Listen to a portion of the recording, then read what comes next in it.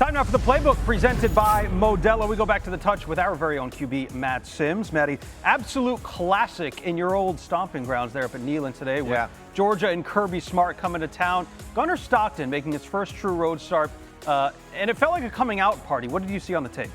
Really impressive by Gunner Stockton. And just to keep your composure, I mean, the stadium was rocking, right? We saw the checkerboard. It was all going, and it was going in the favor of Tennessee early on in this football game. This was a critical moment in the game, though. It's 3rd and 7. It's 21-7 Tennessee. We get a really big play right here. And this was a theme that we're going to kind of play into a little bit with this entire film breakdown. So we see right here that we have 7 Tennessee defenders on the line of scrimmage. One of these guys has to be responsible for the running back, but still, we have an advantage here at getting after the passer. You can see on the back end here that we have essentially cover 0, right? The odd thing about this is that everyone has their eyes on the quarterback, and that's going to be a key to why this play busts open for a touchdown. Lawson Lucky up here at the point of this. He's going to be blocking most dangerous man, MDM, right? Dylan Bell, same thing. Block, most dangerous man, MDM. We're going to just basically run a little bubble screen, and Gunner, get it to our guy, Zachariah Branch, in space, and let him make the free man miss, right? And that's exactly how it plays out. Free man coming off the edge. Great job by Gunner, getting tall, getting over that guy with his hands up. And you can see, right, how we're setting up. Man, Dylan Bell, hat for a hat. Lawson Lucky, hat for a hat. And they're doing a great job of working through it. You saw eyes in the backfield. This defender a little late to react to this screen pass. Georgia hit this for a touchdown in previous weeks leading up to this matchup. And this is one where we really let them off the hook. We really did, right? This was an opportunity. I think Tim Banks a little over-aggressive on the defensive side in this situation. Why are we so far back? Why is everybody so far off the line? It's a great point. So in cover 0 looks, you kind of play soft. You're forcing the offense to throw underneath quickly, and then you're pursuing to make the tackle, right? Because you know the quarterback has to get rid of the football with the extra added defender in our favor. But with the eyes in the backfield, we're just a little late reacting to this quick throw. And that's why, like, so impressive. A huge thing here, finding the lane and getting this completed. And then Zachariah Branch, this is exactly why they brought this young man in. Yes. Because as soon as he gets a little free space, he turns on the speed burst, man, and then he's out the gate. And I really feel like that changed the whole vibe of this game, right? A 3rd and 7 play, Tim Banks being a little over-aggressive, and it backfired on him. That is exactly why they brought him in again. Georgia leading the country in drops last year. He's a playmaker on the outside. All right, stats don't always kind of tell the story of a game, but they certainly do add context. And against pressure today, Gunner Stockton was legit. 9 for 9, 182 yards, and here on 4th down, he had pressure in his face and he dropped the dime. Well, this was what's so great about Gunner, too. As you saw throughout the football game, there was that common theme. Critical situations, we're going to be over-aggressive. We're going to attack Gunner and try to get him on the ground. And this is, again, where Gunner did a great job of identifying the coverage. We're going to get a very similar look. So the offensive play by Georgia, a little wide and release switch go here by Humphreys. Zachariah Branch is going to dive in, and he's going to run essentially that sail route. And then if he didn't have to block the tight end here in this situation, he would run into the flat. So it's a 3-level vertical. It's the go to the corner or sail route, then down to the flat. 1, 2, 3, top down read.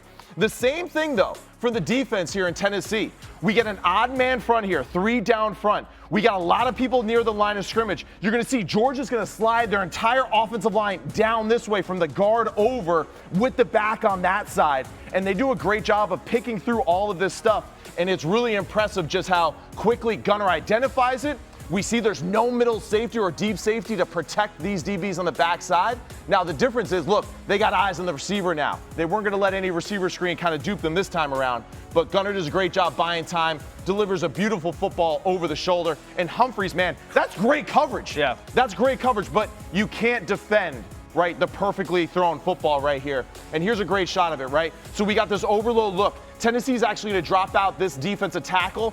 This guy's going to be dropping out into zone here, right? And then this guy is playing man-to-man coverage on the tight end here.